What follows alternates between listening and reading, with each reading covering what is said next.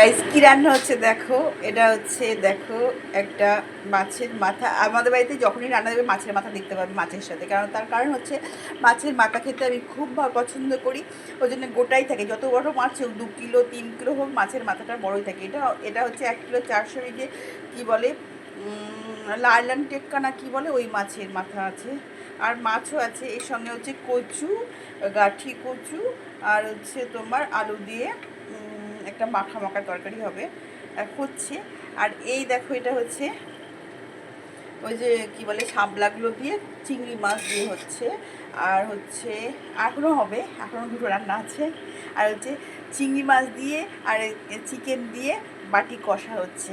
ওটা তো জানো যে আমার ফেভারিট খাবার, যখনই ভাত হয় ওটা আমার চাই।